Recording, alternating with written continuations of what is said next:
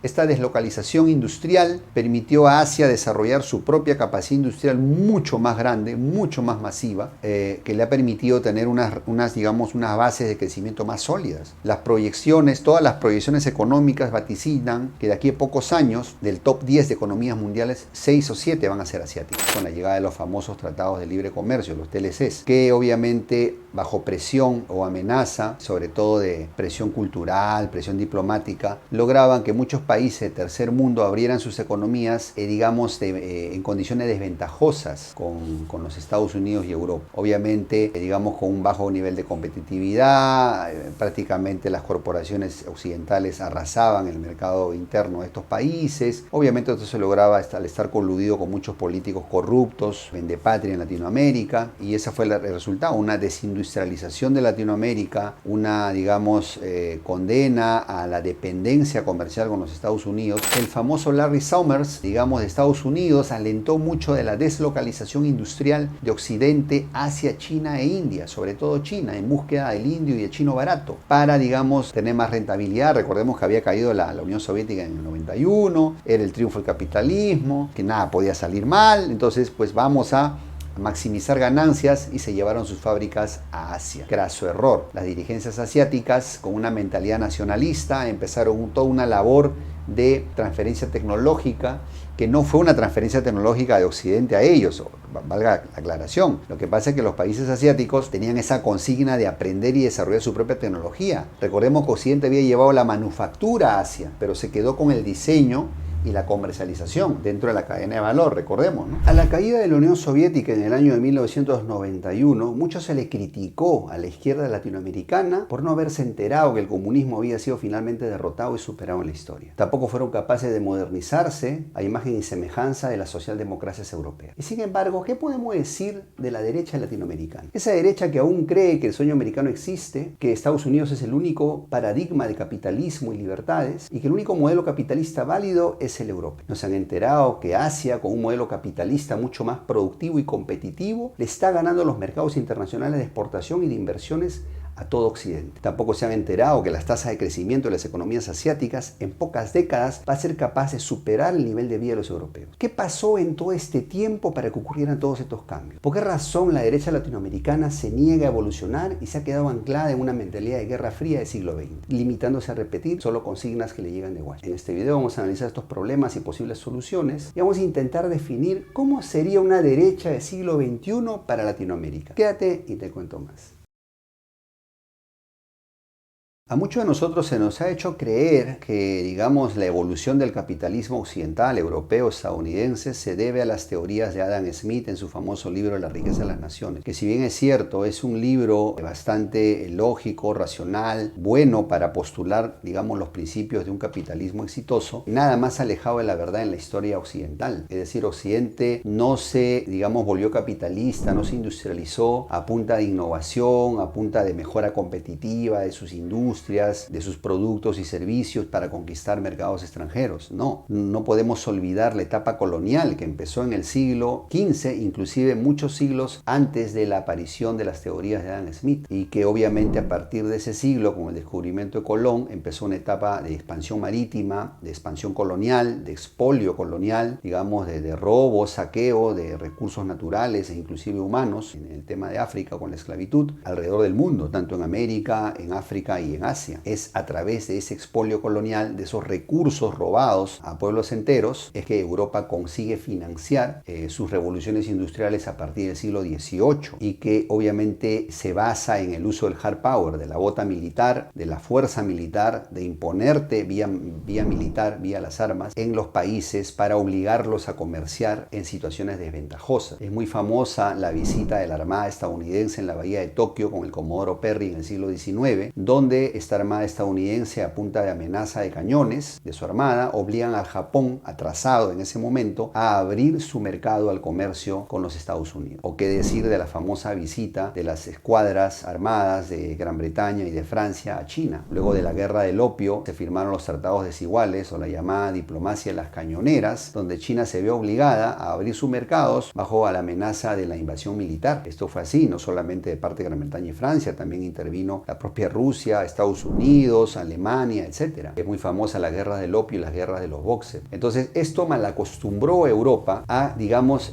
siempre financiar su capitalismo a punta de abuso, ¿no? A punta de hard power. Tradición que la han mantenido hasta no hace mucho. Recordemos que tanto Estados Unidos como Gran Bretaña son los mayores poseedores de bases navales alrededor del mundo, digamos, tanto en Oceanía, en Asia, en el Pacífico, etcétera, ¿no? Sin olvidar los enclaves en Gibraltar y Malvinas, por ejemplo. Entonces, digamos que Occidente se malacostumbró a solo competir entre ellos, pero nunca tener una competencia de un país emergente, de tercer mundo, el sur global. Esto, digamos, de alguna manera hizo que se durmieran sus laureles. Solamente tenían el impulso de la innovación producto de las guerras entre ellos, que luego generaban aplicaciones de índole civil para poder mejorar sus industrias. Pero digamos que ya en el siglo XX, a la caída de la Unión Soviética, consideraron pues que ya no tenían ningún rival en el horizonte, y de alguna manera vino la época de la globalización, la famosa, digamos, el famoso traslado de industrias de Occidente, Estados Unidos, Europa, a países de tercer mundo, sobre todo a China, donde en búsqueda del chino barato llevaron básicamente toda su estructura industrial para mejorar sus costos. Esto obviamente a la larga les jugó en contra, porque China fue capaz de generar transferencia tecnológica a través de ingeniería inversa, a través de múltiples prácticas de espionaje, y obviamente es lo que ha sucedido, ¿no? Estados Unidos, Europa, tiene un capitalismo, digamos, anclado en esta etapa del siglo XX, en esta tradición militar de hard power. Al término de la Segunda Guerra Mundial, los Estados Unidos emergieron como la mayor potencia industrial del planeta. Su economía llegó a representar casi el 50% del PBI mundial en dicho momento. Esto porque los Estados Unidos habían sido el único país aliado que no había sufrido daño en su infraestructura producto de la guerra. Además que obviamente toda la movilización general del país permitió alcanzar niveles de producción nunca antes vistos. Después de esto, los Estados Unidos empezaron una expansión comercial con sus corporaciones y multinacionales alrededor del mundo. El Plan Marshall, que ayudó a financiar la reconstrucción de Europa, obviamente trajo también como colateral digamos, el acceso de las multinacionales estadounidenses a suelo europeo como proveedores de muchos productos e insumos que los europeos necesitaban para reconstruir. Por otra parte, digamos, la creación dentro de la Guerra Fría de dos bloques comerciales permitió que Estados Unidos obviamente se hiciera con una gran parte de influencia en más de la mitad del mundo, ¿no? Sobre todo en América Latina, gran parte de África y la propia Asia. Ya llegado a los 80, los 90, cuando sobre todo cae la Unión Soviética, digamos que en el mundo occidental se supuso que ya era el triunfo definitivo de Occidente sobre las demás culturas, con Estados Unidos a la cabeza, la famosa predicción de Fukuyama en su libro El fin de la historia y el último hombre, donde obviamente vaticinaban un siglo de esplendor estadounidense en este siglo XXI. Luego, obviamente, ellos trataron de aprovechar ese clímax, digamos, de poder a través de la globalización con la llegada de los famosos tratados de libre comercio, los TLCs, que obviamente bajo presión o amenaza, sobre todo de presión cultural, presión diplomática, lograban que muchos países de tercer mundo abrieran sus economías, digamos, en condiciones desventajosas con los Estados Unidos y Europa. Obviamente, digamos, con un bajo nivel de competitividad, prácticamente las corporaciones occidentales arrasaban el mercado interno de estos países. Obviamente esto se lograba al estar coludido con muchos políticos corruptos, vendepatria en Latinoamérica, y ese fue el resultado, una desindustrialización de Latinoamérica, una, digamos,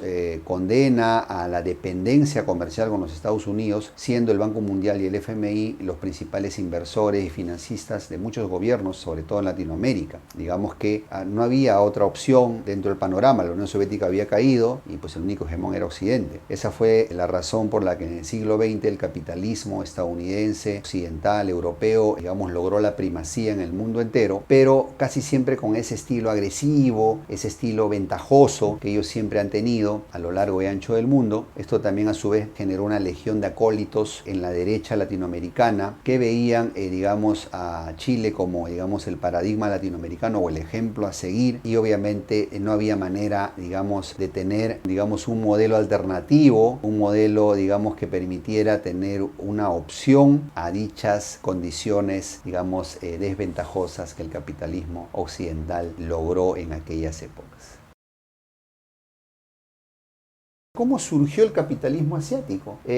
Bueno, aquí vamos a hablar de una teoría que yo le llamo la carambola geopolítica, o no es más que el nadie sabe para quién trabaja. Digamos, hay que recordar que Asia tuvo un proceso de descolonización e independencia muy tardío. Recién a mediados del siglo XX, gran parte de Asia se vuelve independiente, a diferencia de Latinoamérica, que ya hacía más de 100 años atrás se había independizado. Entonces, Asia, pues tenemos pues toda la zona del antiguo Imperio Otomano, dominado todavía por Gran Bretaña y Francia, ¿no? Siria, Irak, Kuwait, etcétera, la propia Arabia Saudita, la India, que recién se independiza en los años 50, China recién se consolida fuera de su guerra civil y intervención extranjera alrededor de los años 50 con Mao, la Indochina recién se independiza de Francia alrededor de los años 50, Indonesia también de su antiguo colono holandés, etcétera. Entonces, en ese momento había el peligro de la expansión comunista, recordemos, Guerra Fría. Estados Unidos, con el ánimo de evitar la propagación del comunismo, financia, apadrina el crecimiento de algunos países capitalistas en Asia, los famosos tigres asiáticos, Corea del Sur, Taiwán, Hong Kong, Singapur, los cuales gracias a la tremenda inversión en recursos económicos y de conocimiento de los Estados Unidos logran protagonizar sendos milagros económicos y modelos capitalistas exitosos, pero valgan verdades, apadrinados y dependientes, obviamente, geopolíticamente del bloque occidental. En el caso de la India y China, a partir de los años 80, perciben que no va a ser posible un modelo capitalista exitoso que dependa de Occidente. Es más, llegan a la conclusión que no hay un camino al desarrollo que no sea capitalista, que el capitalismo es el único modelo que puede generar riqueza suficiente para sacar de la pobreza y atraso a sus países. Entonces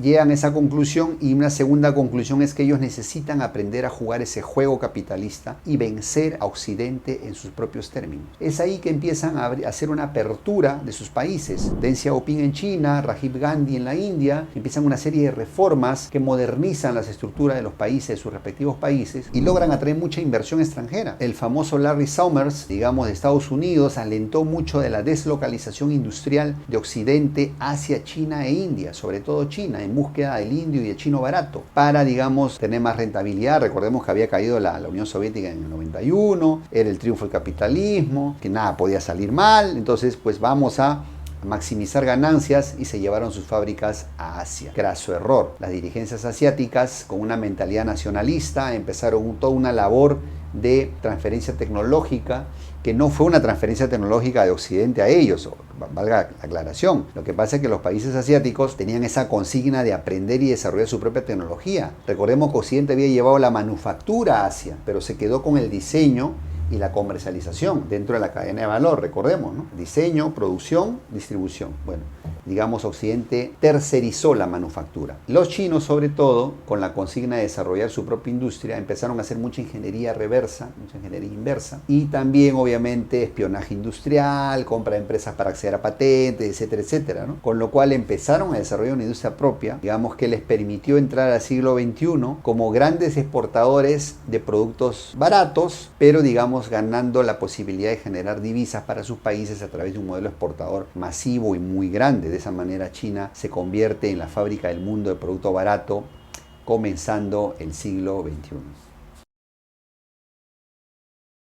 A la llegada del siglo XXI, el capitalismo asiático continúa su evolución. Ya no solo se trataba de sacar a personas de la pobreza, que dicho sea de paso, el capitalismo asiático ha sacado a más de 1.000 millones de personas de la pobreza, entre China, India y el resto. Sino además, ya no solo se contentaba con ser la fábrica del mundo de producto barato. Ya en los años 2010, China logró ser la mayor potencia exportadora del mundo, y hasta ahora mantiene ese privilegio. Sino además, digamos, ya sufre una evolución a un desarrollo mucho más sofisticado. La India se convirtió en una gran potencia desarrolladora de software. Gran parte de la comunidad, digamos, de Silicon Valley en Estados Unidos es de origen hindú. China le apostó por un desarrollo más tecnológico. Recordemos el programa Made in China 2025, que ha convertido a China en uno de los principales productores de tecnología del mundo. En este momento, China compite al tú por tú en computación cuántica, en inteligencia artificial, en robótica de segunda generación, en trenes bala, etc., liderando la cuarta revolución industrial. El programa espacial chino se ha convertido en un serio competidor del programa espacial estadounidense. China ya llegó a Marte, ha llegado a la cara oscura de la Luna, la propia India también tiene un programa espacial, los Emiratos Árabes, etcétera. Es decir, ya empezamos a ver que Asia, en aquellos símbolos del capitalismo, por ejemplo en infraestructura. Yo he estado en Asia y es alucinante. La infraestructura estadounidense está muy descuidada, muy antigua, y la infraestructura asiática pues, es impresionante. Los puentes,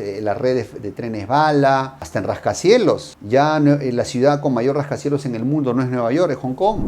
Los edificios más altos en el mundo están en Asia, no están en Estados Unidos. Los puentes más largos, Asia. En fin, o sea, todo el desarrollo industrial, la tecnología, hoy en día está en Asia. Y todo esto ha sido producto de una cultura de laboriosidad, de ahorro, de creación de una economía real, productiva. Es decir, a diferencia del capitalismo europeo o estadounidense, que se ha vuelto solo especulativo, financierista, muy de consumo desbocado, digamos respaldado por un endeudamiento masivo, porque para nadie es un secreto que Estados Unidos vive del petrodólar y de una emisión monetaria desbocada, ¿no? Digamos, teniendo el Estado gubernamental mucho más grande del mundo. El mayor empleador más grande en Occidente es el gobierno de los Estados Unidos. El mayor gasto en presupuesto lo tiene el gobierno de Estados Unidos. Es decir, digamos, el peso del Estado en las economías occidentales es mucho mayor. Sus economías han perdido su peso industrial. Hoy en día Asia de lejos es mucho más importante en nivel industrial que Estados Unidos y Europa, y esto se vio en la pandemia, donde inclusive en muchos ítems médicos no eran capaces de producir y abastecerse ellos mismos. Esta deslocalización industrial permitió a Asia desarrollar su propia capacidad industrial mucho más grande, mucho más masiva, que le ha permitido tener unas bases de crecimiento más sólidas.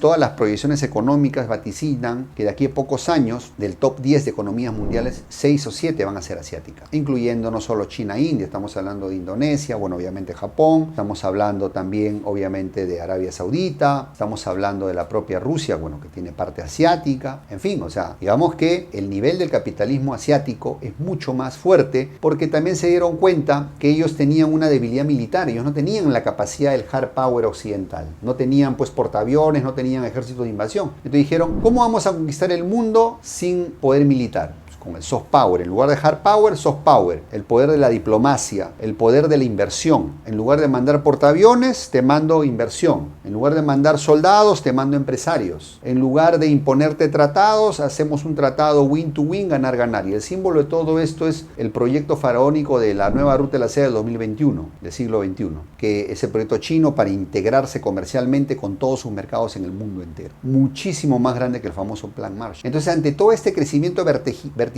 de Asia, imparable, porque tiene pues obviamente una política monetaria respaldada en oro, porque tiene una economía real, no financierista, porque tiene mayores niveles de ahorro nacional, porque tiene un mayor desarrollo tecnológico, porque tiene una mayor competitividad industrial, y eso hace que gane mercados. Lo único que ha generado es una reacción histérica en Occidente para tratar de cerrarse. Recordemos la guerra comercial de Trump, ¿cierto? Donde obviamente se dieron cuenta que lo que Asia les vende a Occidente es más de lo que les importa.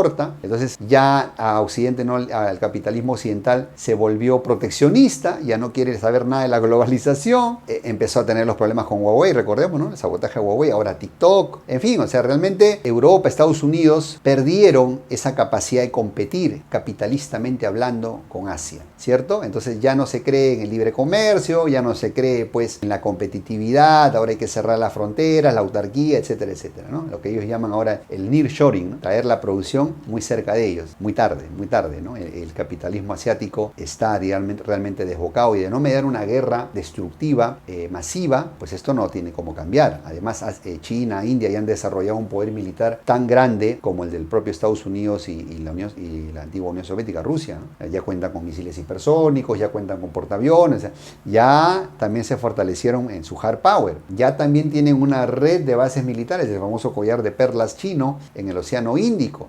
Recordemos que ya llegaron a las costas de América Latina, están construyendo un superpuerto en Chancay, en Perú. Entonces ya vemos la proyección de poder económico en todo el mundo. Entonces, por eso decimos, con estas bases, digamos, de hechos concretos, podemos afirmar que el capitalismo asiático es en este momento el capitalismo auténtico, el que obviamente cumple con los preceptos de los que nos hablaba Adam Smith en su famoso libro, y que por ende el capitalismo asiático está superando al viejo capitalismo obsoleto de Occidente y de Estados Unidos.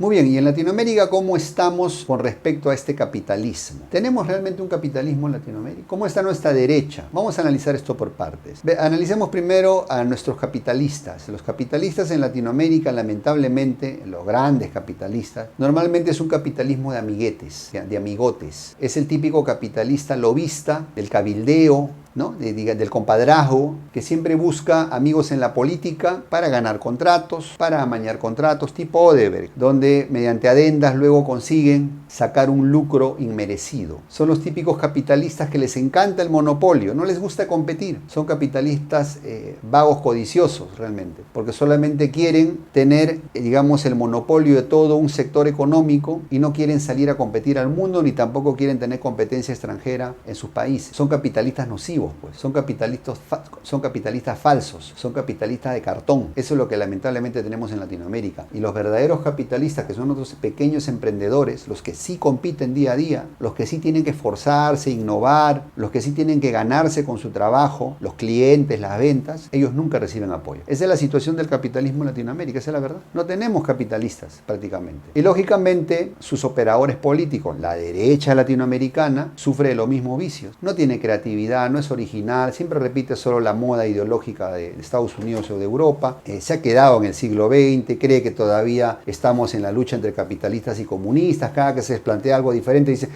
comunista, el comunismo está muerto, mi querido amigo, ya no existe, o sea, ¿qué estás hablando? De un fantasma. Simplemente lo hace, ¿por qué? Porque no logra, no ha evolucionado su pensamiento, se ha quedado en el siglo XX, esa es la verdad. No se enteró que ya Estados Unidos y Europa fueron superados en capitalismo por Asia. Muchos no saben ni siquiera cómo logró Singapur, cómo logró China su grande desarrollo. No tienen ni idea, no tienen ni idea. Siguen pensando en Miami, no se han enterado que existe Guangzhou, Shenzhen, Hong Kong, Yakarta, en fin.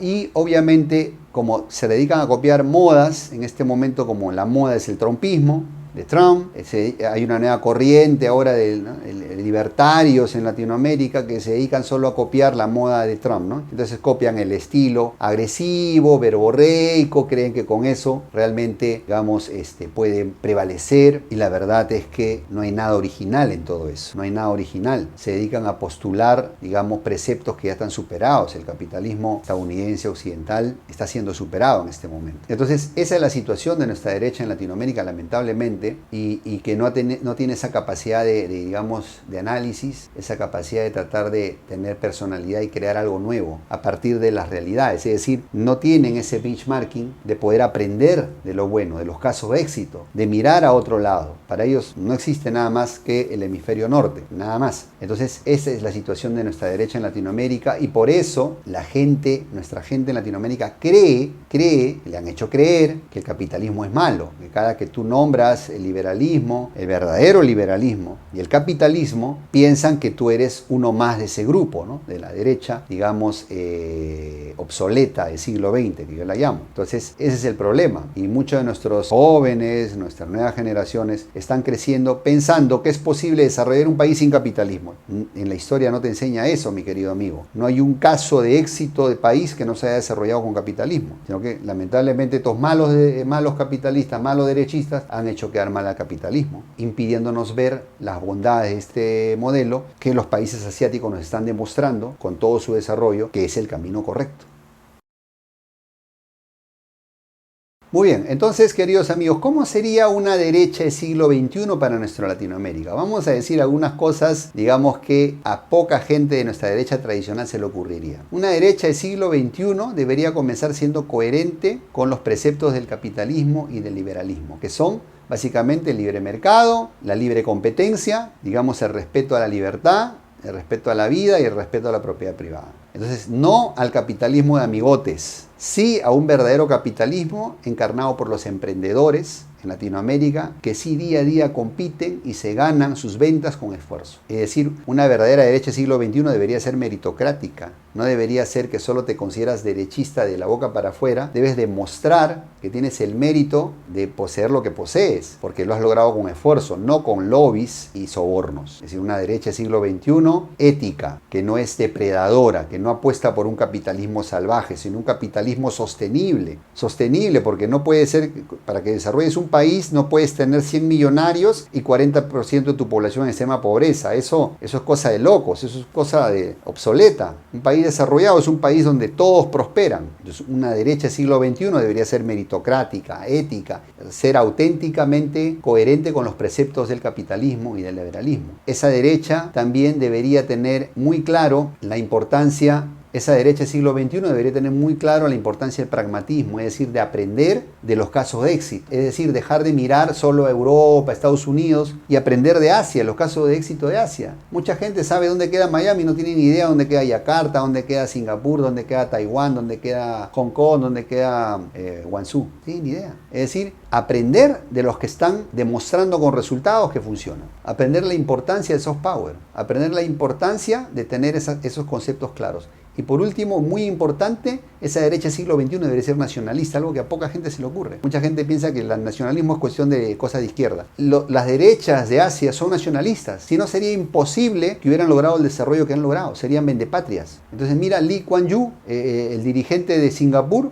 por amor a su país, toda la reforma que hizo y mira dónde lo ha llevado a Singapur. Deng Xiaoping en China, Rajiv Gandhi en la India, Kemal Atatürk en Turquía. Grandes reformistas, modernizadores de sus países. No hay que tenerle miedo a la evolución. Muchos derechistas del siglo XX creen que sus constituciones son hechas en piedra como los 10 mandamientos. No, mi querido amigo, no hay que tenerle miedo a la evolución. Las constituciones deben mejorarse. Es decir, para que Chile, Perú, otros países estén mejor, sus constituciones deben evolucionar, deben modernizarse con el cambio de los tiempos, por las nuevas tecnologías, industria 4.0, inteligencia artificial, que todo lo que está cambiando en el mundo. Lo que pasa es que no se quiere evolucionar, se tiene miedo a perder privilegios, se tiene miedo a que el statu quo cambie, porque estamos mal acostumbrados, pues, a no competir, a que me protejan el mercado, a que no se metan, digamos, la competencia extranjera, a ser como las pymes alemanas, las Mittelstand, que salieron al mundo a conquistarlo en exportaciones. Entonces, querido amigo, eso debería ser una derecha del siglo XXI y marcaría una diferencia con respecto a las antiguas derechas neoliberales, corruptas, digamos,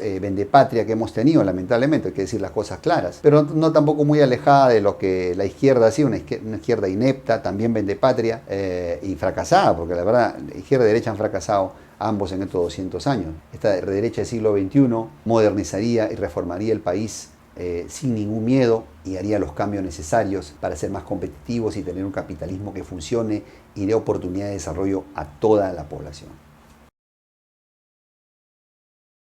Muy bien, querido amigo, de esta manera llegamos al final de nuestro video con las siguientes conclusiones. En el mundo actual existen dos modelos de capitalismo enfrentados. El viejo modelo capitalista occidental de Europa, Estados Unidos, basado en el hard power, poder militar, digamos poco competitivo y en decadencia. Y tenemos por otro lado el nuevo capitalismo, el verdadero capitalismo que practican las naciones de Asia, encabezados por China, que es un capitalismo que cumple con los preceptos reales del capitalismo, como son el libre mercado, el libre comercio, la competencia, la apuesta por la competitividad, por la inversión, por las exportaciones, por la tecnología, por la innovación. Este capitalismo asiático está en ascenso, está superando al viejo capitalismo y está llevando a Asia a nivel de desarrollo que en pocas décadas va a superar inclusive al nivel de los países occidentales. En nuestra América Latina, ¿qué tenemos? Una derecha obsoleta, anclada a su viejo padrino de Occidente, que no quiere evolucionar por miedo a perder sus privilegios, que tiene mala fama por todos estos escándalos de corrupción de Odebrecht, de los tratados neoliberales vendepatrias que tuvimos en la década de los 90 y los 2000.